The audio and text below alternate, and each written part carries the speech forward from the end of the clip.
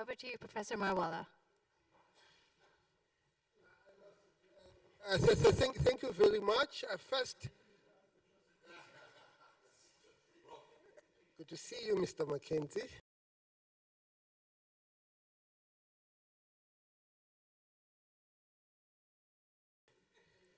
First, allow me to thank His Excellency Mr. Paul Mashatile for his insightful speech, instrumental in ensuring that this relationship with the University of United Nations University and University of South Africa comes to fruition.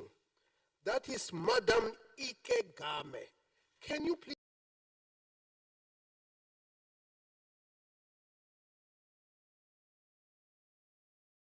stand up so that you can be applauded?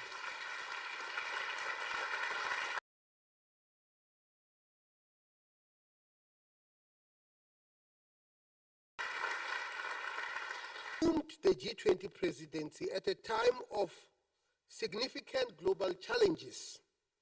The decisions made over this future is something that we need to bear in mind. As we look to creating a more inclusive and equitable plane for all and reimagining our path, we are honored to be joined by some of South Africa's formidable ministers from 3 different political parties.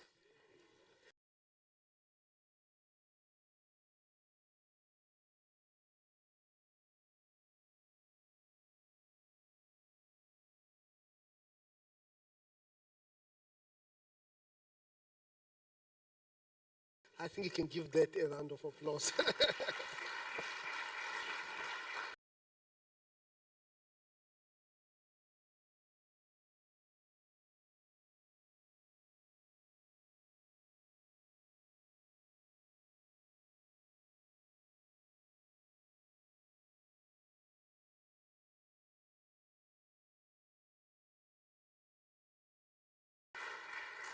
The panel will explore the country's vision for its G20 presidency. Solidarity, equality are inspiring. Minister of Higher Education. And one of the things that people don't know, I'm also a farmer. And farming is hard in a place called Valwater. Mr. John Steenhuisen is the Minister of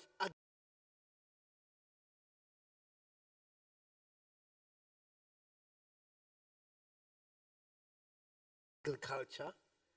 Please let's give him a round of applause. And the Minister of Trade, Industry and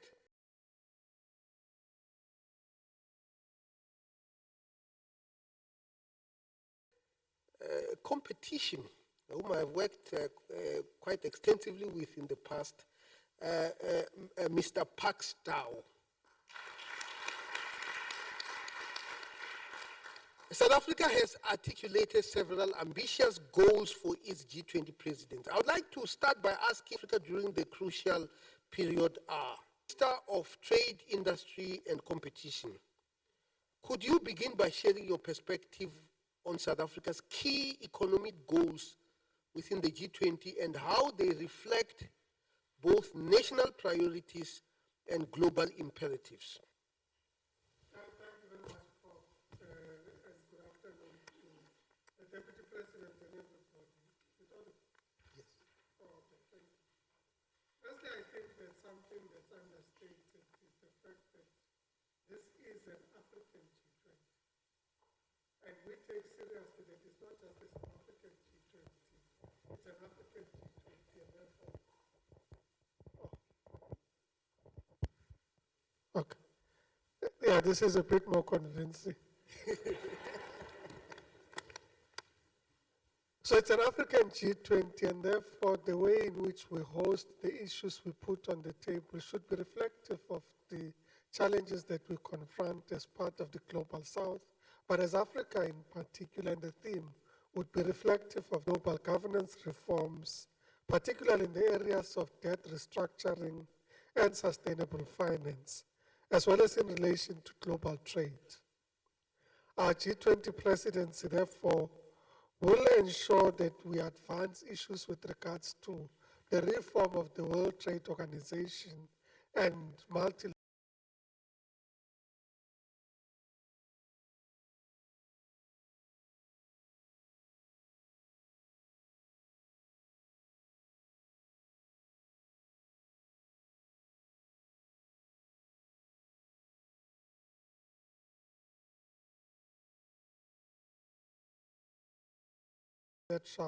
trading systems and the integrity of multilateral trading.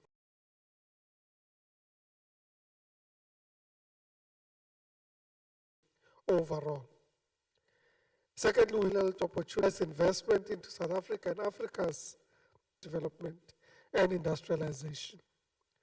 Our leadership will strive to align the G20 with Africa's integration into the global economy. This has become potentially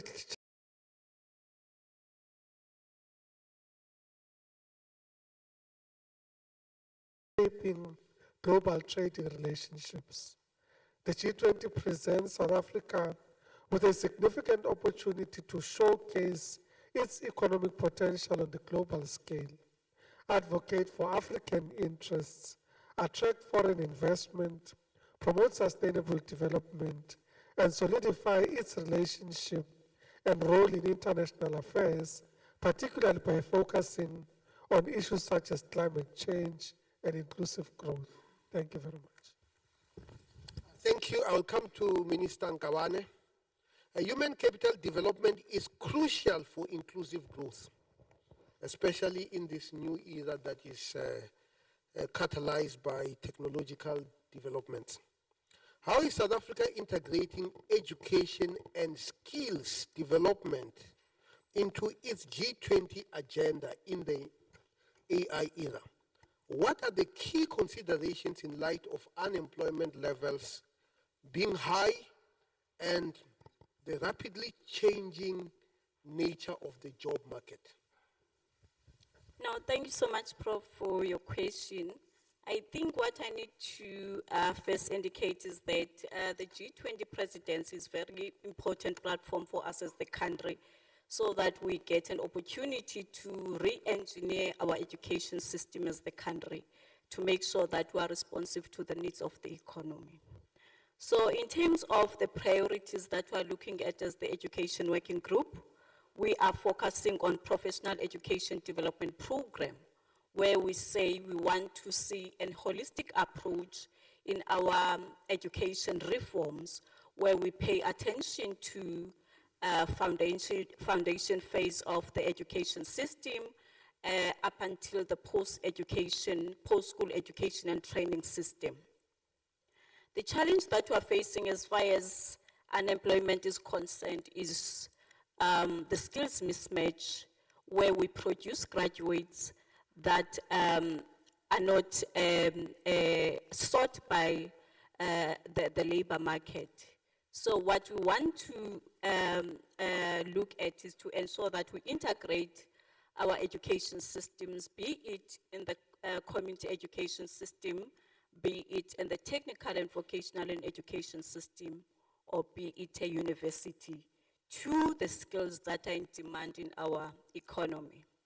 What the country is doing currently is to also look at this issue by actually establishing a Human Resource Development Council that is attending to this skills mismatch, and to make sure that they also look at upskilling and reskilling. Currently, this council is chaired by the Deputy President, Human Resource Development Council, and there are also academics and professionals from various industries that form part of this council. With this council, we are also going to be having a summit this year, where we are going to take a stock and see how best can we then turn around the situation. The industry will be part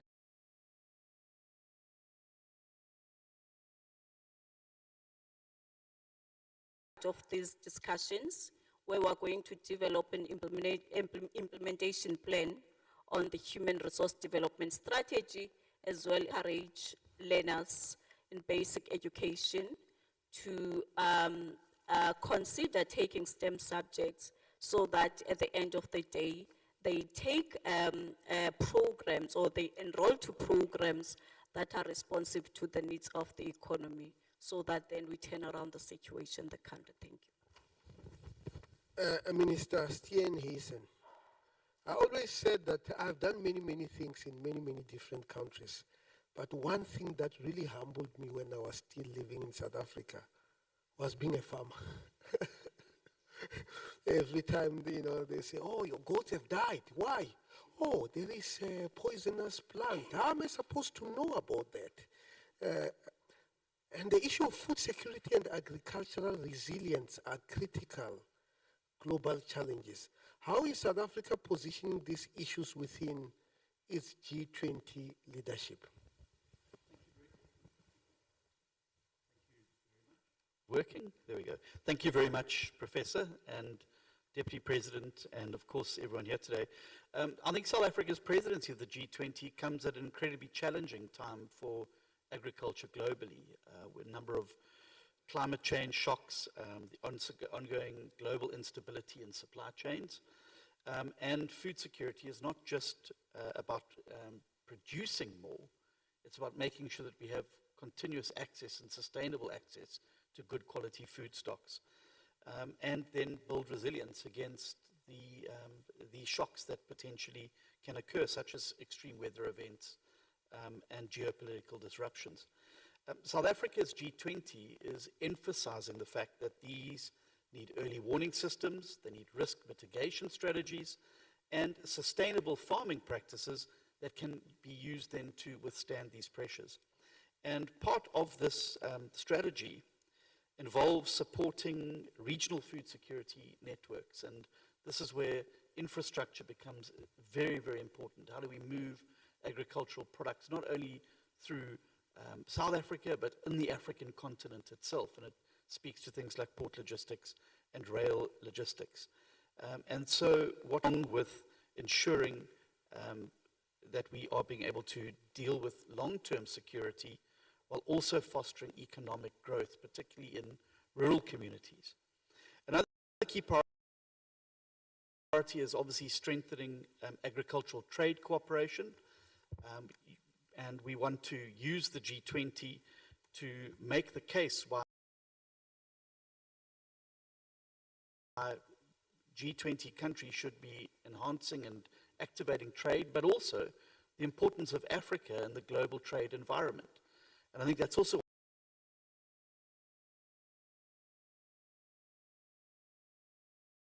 why it's so fundamentally important that we're hosting the first G20 in Africa. And as Minister Tower said, it's not just an opportunity for South Africa. It's a wonderful, and I think that by linking the G20 countries to focus on some of the issues I've spoken about, but also about financing, particularly for smallholder farmers. How do we include more people in the value chains that we build? I think we're able to build a far more inclusive, particularly for women and youth, agricultural environment. Because it's only through including all the players that you can say you've got an equitable agricultural system. I think that agriculture also needs to realize, and you've spoken about these difficulties, and it's not easy, but it has to evolve to embrace the technical environment.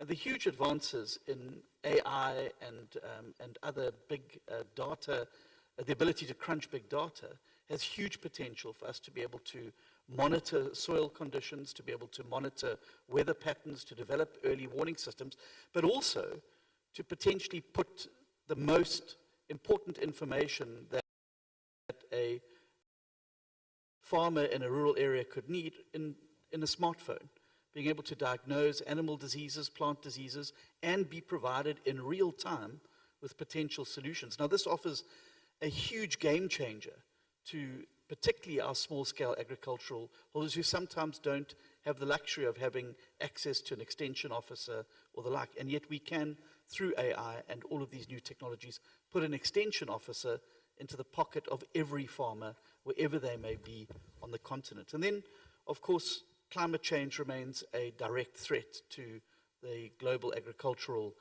community, and we obviously need to look at how we can become more resilient using things like soil conservation and focusing on the bioeconomy and how we can enhance that going forward. But I think that the challenge that we face today demands now bold and collaborative action. I think that you've seen a tendency of late for people to contract into their own worlds. But I think that if we're going to beat these problems globally, we need collective action of all of us. And now, more than ever, it requires us to collaborate. And using the G20 as that platform, I believe we've got a good opportunity to position South Africa, but also the African continent, as the exemplar of a place that is alive with possibility and opportunity. Thank you. Minister Mackenzie, cultural exchange and sports diplomacy can be a powerful tools for international cooperation. How do you see these elements contributing to South Africa's G20 presidency? And maybe you can also link it to the economic development. Thank you, Professor. Before I answer, I was sitting there reading through your bio, and it made me think because I saw that you have a PhD. And the last time I was invited on a panel, they got the name right and they got the titles wrong. So they said, Mr. Gayton Mackenzie is next. He has a PhD. He has an MBA. And I'm sitting there thinking, I don't have a PhD. And the crowd is clapping when they heard I have a PhD. So I walked upstage and I sat down. I said, yeah, I do have a PhD. I do have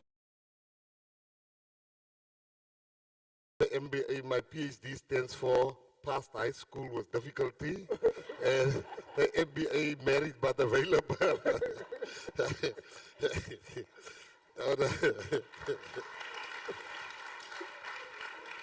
On a more serious note, you know, the G20 is, I think it's an earth-shattering event for Africa. You know, it's such a big thing that we're having the G20 presidency. And it's something that we should use to the maximum for the first.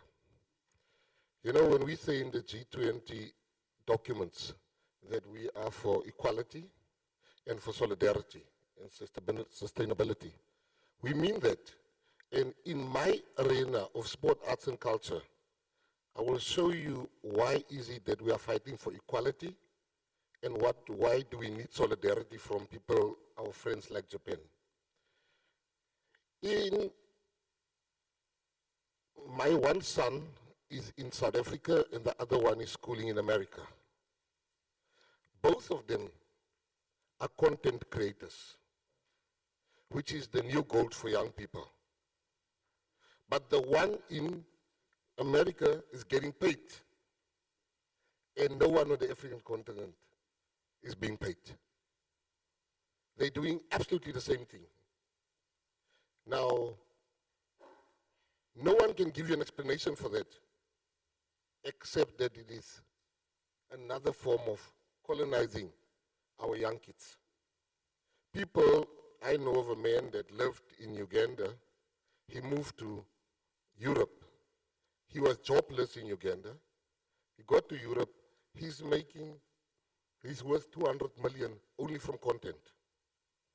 So if he had the same content in Africa, he would still have been jobless. Treat everybody equal. And if I come to sports, the business of sport is the new driver in the world. Sports business is huge. You have countries like Qatar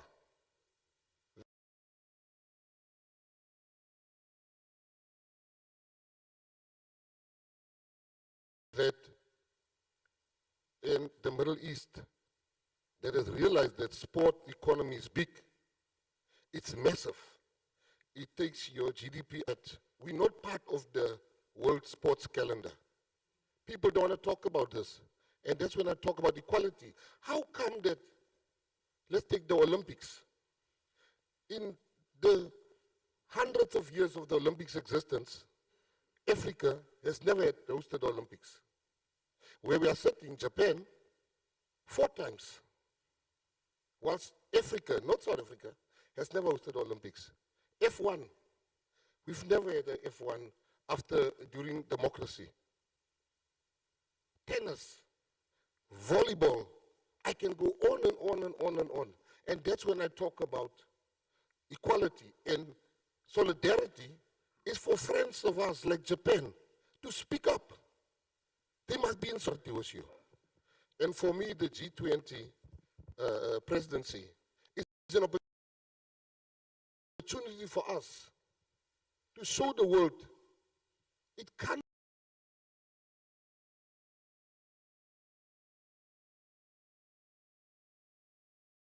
be that our children are being reared to be slaves without payment. It can't be that the world is enjoying in Italy. And you look at Monaco. There's 600 kilometer difference, 600 kilometer distance, I think, between the two. In one continent, in Europe, you have 2 in Italy, 1 in Monaco, in a radius of 600 kilometers. You have 3 F1s. But in the whole continent of Africa, you don't have 1.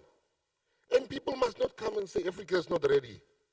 The best World Cup that has ever been hosted for football come from Africa.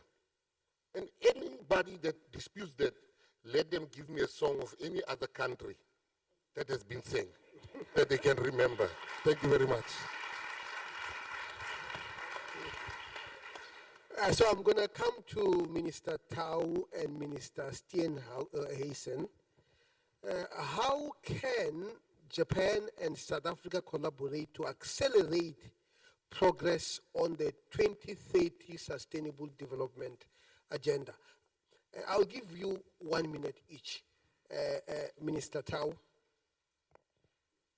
Well, firstly, I think that when you're talking sustainability in the context of Africa in particular, you're talking about the need to ensure that you're able to harness and use your resources more sustainably. In our context, it is taking into account energy as an example, the ability to transition into cleaner energies, which is a global agenda, in an environment where not all have access to energy in the first instance. So the first point that you need to address relates to access. The second point that you need to address relates to your ability to utilize the critical resources, the critical minerals that we have on the continent. The third is to enable those countries that have not been able to have access to electricity or access to energy platforms to be able to leapfrog, so to say. They don't have to go through the phase of utilizing fossil fuels as part of their sustainability agenda. So the cooperation should be practical, responsive to realities on the ground, and realistic to the levels of development and challenges that we confront on the continent. Thank you. Minister Steenhuisen.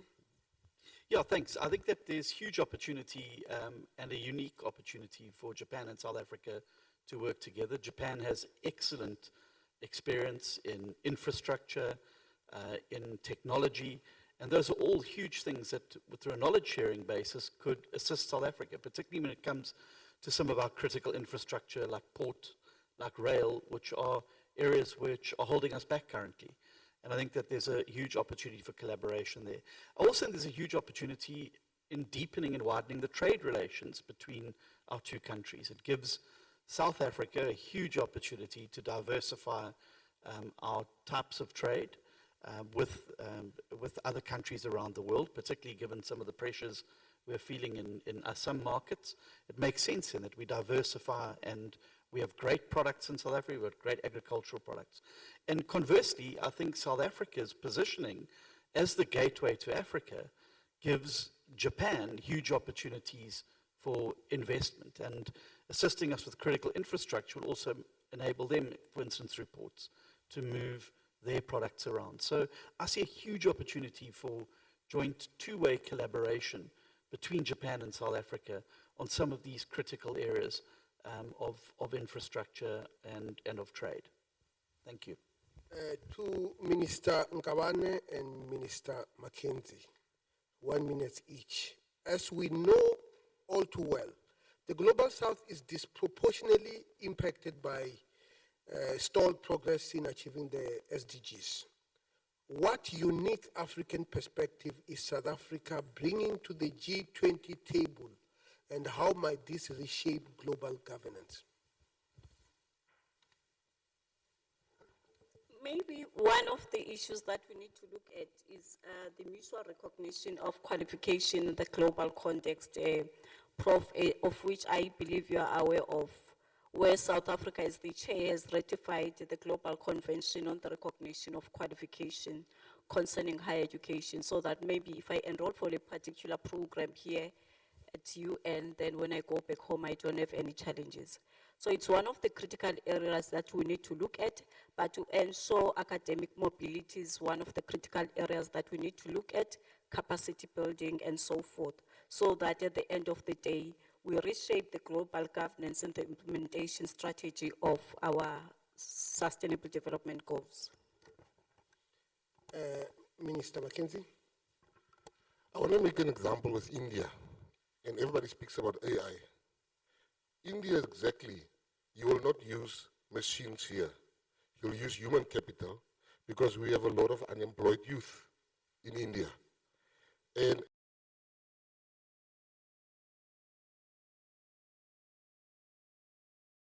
I think that our President Cyril Ramaphosa said something one day. He said, he read a book where it says, we first get dirty before we clean up, or something along those lines.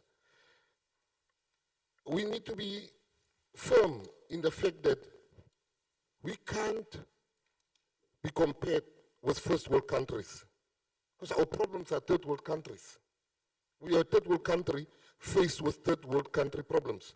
And what I'm trying to say is that Africa needs to stand firm and say, yeah, you want the energy transition, you want the just energy, but we have for that. We shouldn't just say, oh no, we move away from coal, we move away from, we're now in AI. It should be matched with the problems facing our people. And when we have an opportunity like now, we have an opportunity where if you want to help us to help ourselves. We have opportunity now with having the president of the African Development Bank, capable lady. So we came to Japan and we asked our friends here, because Japan is a friend of South Africa, vote for this lady. It shouldn't even be a long discussion. When your friend asks you something, you say, I'm going to be there. Thank you. She's here, Prof. She's here. She's here. Swati, can you just rise? People must see you. Thank you very much.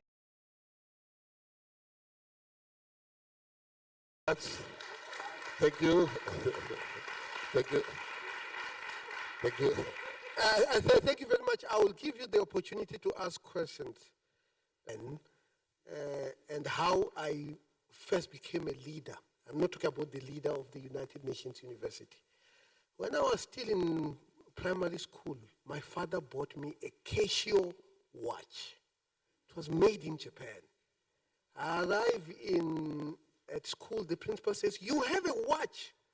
I am going to assign you a leadership responsibility.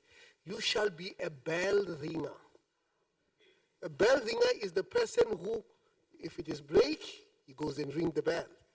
Whoever controls time is a leader, isn't it? So technological diplomacy is still as important today as it was, despite my youthful look 40 years ago. So thank you very much. So please raise your hand. I'm going to give you, I don't give numbers, I give alphabets. I'm told people should not be counted. And then somebody will come to you. If you raise your hands, I'll give you a letter, which will be, you are A, you are B, where is C? C, Madam. Do we have a D?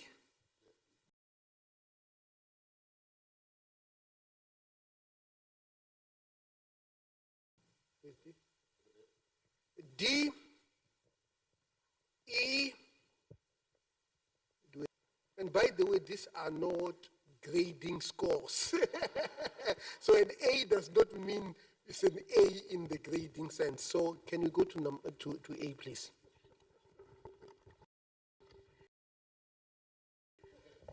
Good afternoon. My name is Husna Kipsoi. I am from Kenya, and it is a delight to be here today. Thank you so much for your wonderful insights.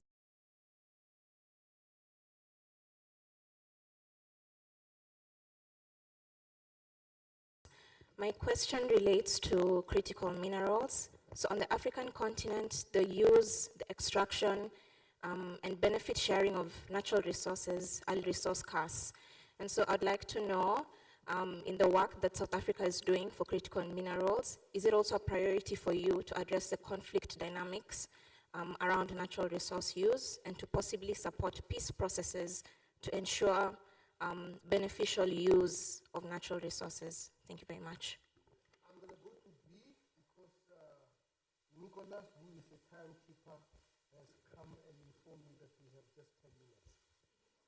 B? Okay, good afternoon. My name is Yves Petemoya Clinton. I'm from the Democratic Republic of the Congo, and I'm very happy and grateful to be here and for all the information be providing. My question is to His Excellency, Mr.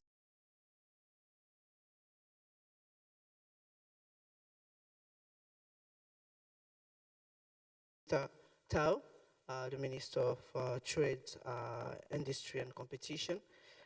You mentioned something saying that the priority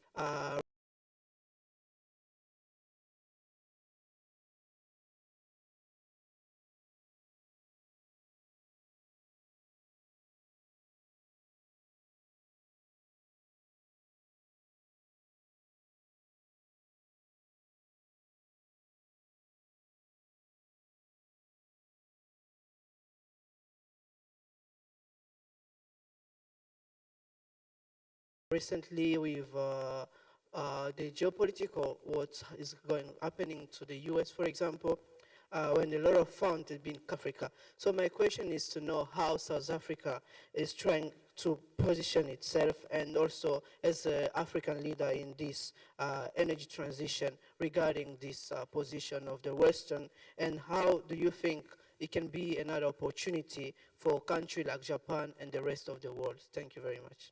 C. Number C. Here, Madam Ike Game. Actually, I didn't intend to have questions, but I saw there was no hands coming up, so I raised it, but then there were other interesting questions coming up. So I will have a very quick comment and question. The first to the Trade and Investment Minister. Within the theme of solidarity, equality, and sustainability, your policy of BBBEEE, which is very foreign to Japanese people because we have monoculture. So it's a very specific South Africa policies. How do you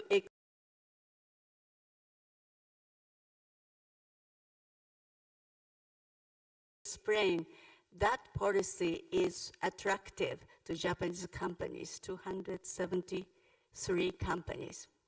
The question to Ministry of Agriculture. Agriculture is not food production. Food is not nutrition. And I want to bring the attention to the importance of nutrition. From that point of view, historically, African countries has been producing agriculture product for the international market at the cost of local production of indigenous food. So I would like to know if you have any specific efforts to encourage genuine local food which is nutritious to the people in Africa And Japanese people are interested in these indigenous food. We are not that much interested in Western food. Actually, there is a trend for healthy food. So I would like to hear your vision. Madam, I'm going to arrange that. I'm going to arrange that when you go to reception, you can ask the rest of the questions individually. So the third question was very interesting question addressed to the sports minister, but actually it is a political question. Under the spirit of solidarity, facing current leadership in the world, I think there is a common thing South Africa and Japan shares vis-a-vis dealing with the United States. So I would like to hear anybody to speak about solidarity between Japan and South Africa for that purpose. That's all. So I'm going to stop the questions now. I don't think we have the time for the rest of the questions. Please, I'm going to give each one of you just 1 minute to give us a response. Thank you. At this point, I feel like it's a setup, listening to the questions. Yeah, firstly, let me start with the issue around broad-based Black economic empowerment. And in many ways, you've reflected on Japan as a unicultural society.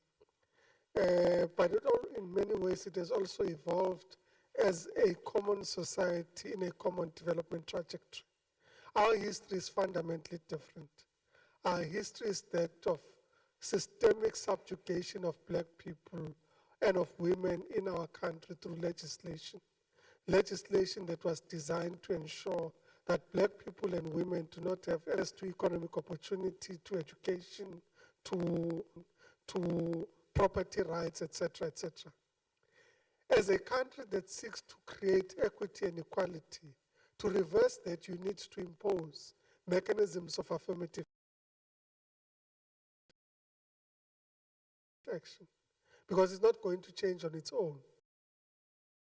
You're not going to people suddenly enjoy prosperity because there's a democratic dispensation. It must be that there's deliberate processes and policies that affirm Black people, so that when you say you build a truly non-racial South Africa that becomes a united country, you have a country where access to opportunity, to skill, to growth, to entrepreneurship is not determined by your race, class, nor gender. And for us, that's why Black economic empowerment is that fundamental. And then in relation to the issue of critical minerals, certainly we have taken a view that our critical minerals policy has taken an approach that says we should leverage off each other. We have part of the critical minerals, but our sister countries on the continent have other components of the critical minerals. And we need to move away from a pit to pot approach where essentially the minerals are extracted from South Africa,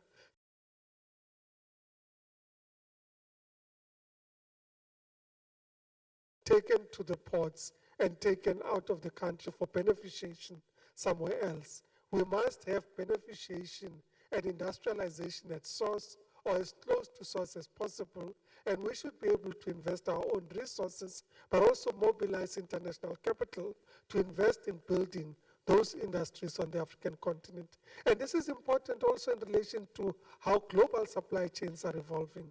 The reality is that as global supply chains have evolved, you have to place greater reliance of where the source of your development is. Because the disruption that's happening now is primarily because there's a disjuncture in the global supply chains. So aligning it to development at source is in the interest not just of us as Africa, in the interest of peace in Africa, but it's also in the interest of those who seek to trade in these critical minerals, or at least the supply chains that we're talking about.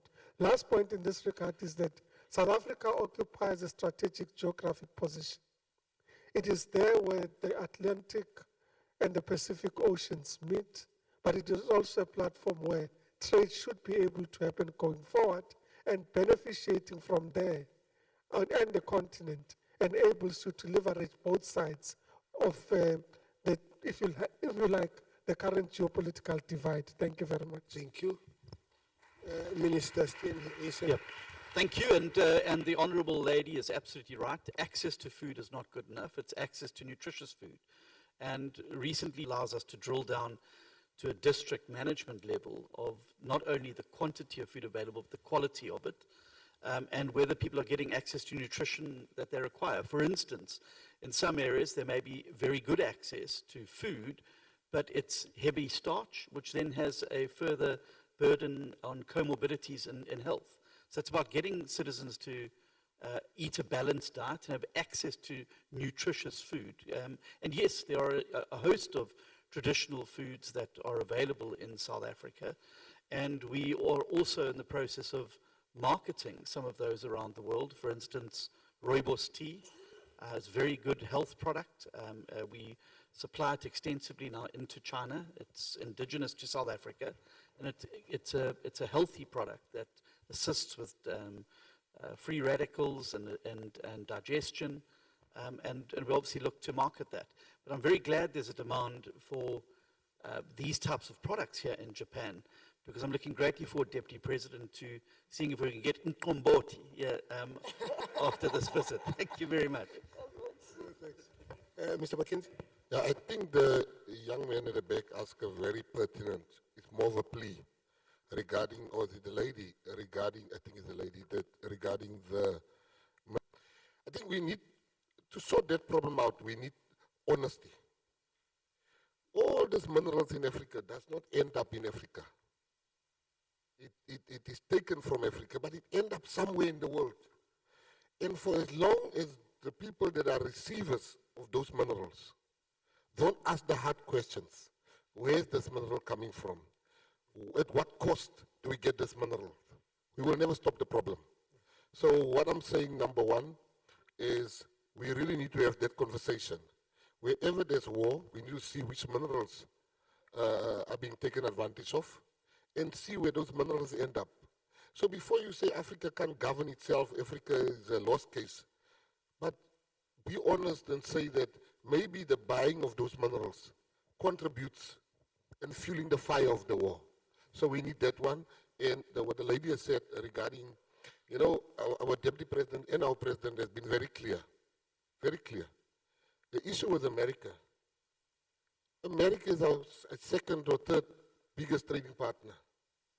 A lot of lies, one of the lies that has been told is there is a genocide in South Africa regarding white people. That's no such. So what we have decided as a government is we will engage America bilaterally. Our deputy president is not people of Twitter and social media. They don't do the dialogue through that. They will follow the accepted channels, and very soon we'll sort out our problems with, I must say, when I opened the newspaper yesterday and I saw that Japan must now pay more to America for the base here, I was a bit happy to see we are not the only ones that are the fire. Minister Nkabane. No, thank you so much, Prof. I also want to speak on this one, the first question that was raised by the lady in relation to beneficiation, which is linked to conflict dynamics. You know, Prof, as much as she has actually picked up this dynamic, there are a number of factors that are linked to beneficiation as well as conflict, especially in the mineral resources space. The critical factor that I think we need to also zoom into is the barrier to entry, which is fundamental, because some of them, they become zamazamas because they do not have access, or there is a challenge of barrier to entry at the space. However, what we need to be doing is to look at the policy reforms as far as mineral resources is concerned. Hence, you know, with us as the country, we have MPRDA, which where the state is a custodian of mineral resources on behalf of the people as a whole in the country. So amongst the interventions as far as policy reforms that we've put in place as the country to try and stabilize or to manage those dynamics within the mineral resources space is to adopt as the cabinet the critical mineral resources strategy, of which we've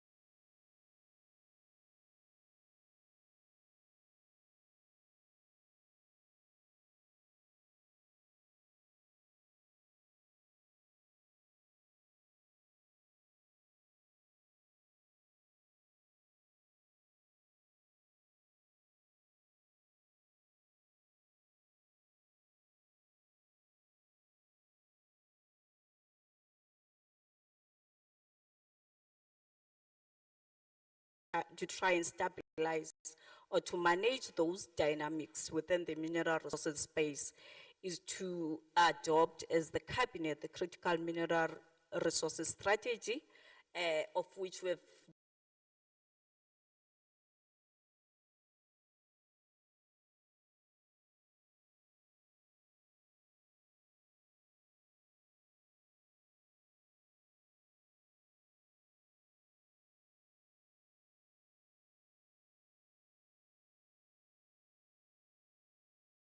to try and stabilize or to manage those dynamics within the mineral resources space is to adopt as the cabinet the critical mineral resources strategy, of which we've